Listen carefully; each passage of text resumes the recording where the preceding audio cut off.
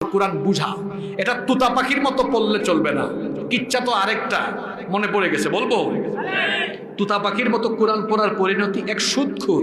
আমাদের দেশে দেখবেন অনেক মসজিদ আছে, নামাজে হে মুসল্লি সামনের কাতারে, আবার সুদ খাওয়ার বেলায়ও সামনের কাতারে, ঘুষেও সামনের কাতারে, নামাজেও ইমাম সাহেবের পিছনে। ব্যাপার কি? এক সুদখোর ফজরের নামাজ পড়ে একদিন মসজিদ থেকে বের হয়েছে, বের হয়েই পাইছে এলাকার ভাতিজা একটা, ভাতিজা তুমি যে টাকাগুলা নিলা রে বাবা, লাভ সহ তো ফিরে দিলা না। ভাতিজা কয়, চাচা নামাজ থেকে বের হয়ে এই কথাটা কইলে না, তো বিকালেও বলতে পার, তোরে কি বিকালে আমি পাই রে? আজকে তো চোখের সামনে পড়ে গেছিস, যা যা টাকাগুলো এখনই দে। কয় চাচা আপনি বাড়িতে যান, ওয়াল্লাহি আমি নিয়ে আসতেছি, যান। তো চাচা সুদে টাকা দিলে কি হবে? এদিকে নামাজও ঠিক, বাড়িতে গিয়ে আবার কোরআন তেলাওয়াত। কিছু মানুষ আছে এরকম দেখবেন, দাড়িও রেখেছে, পাঞ্জাবিও পড়েছে, নামাজও পড়ে, আবার ইসলামী আন্দোলনের বিরোধিতাও করে, নামাজও করে, হাজি সাহেব হয়েছে, আবার দেখা যায় লুটপাট করে, দুর্নীতি করে, সুদ ঘুষ সবকিছুর সাথে জড়িত আছে।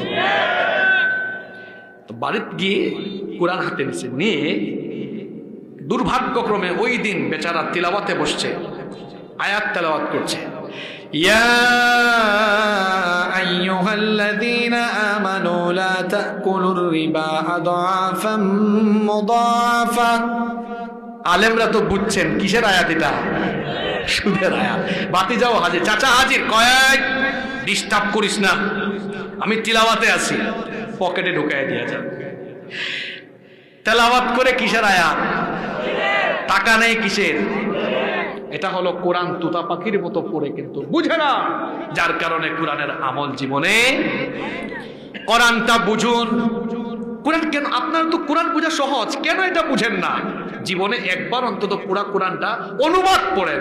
যুবকরা, তরুণরা শোনো, তোমরা ইন্টারমিডিয়েটে 17-18টা বই পড়ে ফেলো, অনার্সে 4 বছরে 50টা 55টা সাবজেক্ট শেষ করে ফেলো। তো এই কোরআনে 6000-এর উপর আয়াত আছে। প্রতিদিন ফজরের পরে, এখন তো তাফহিমুল কোরআন, জিলালের কোরআন, মারিফুল কোরআন, ইবনে কাসির সহ অনেক তাফসীরের বাংলা অনুবাদ আছে, ঘরে কিনে রেখে দেন। 10 আয়াত করে প্রতিদিন বাংলা অনুবাদ ব্যাখ্যা সহ পড়লে 3 বছরে পুরা কোরআন পড়া। The plan is half of the work. পরিকল্পনা হলো কাজের অর্ধেক। পরিকল্পনা গ্রহণ করেন, প্রত্যেক দিন বাড়িতে 10টা আয়াত অর্থ সহ আমরা পড়ব। রাজি আছেন তো? ইনশা।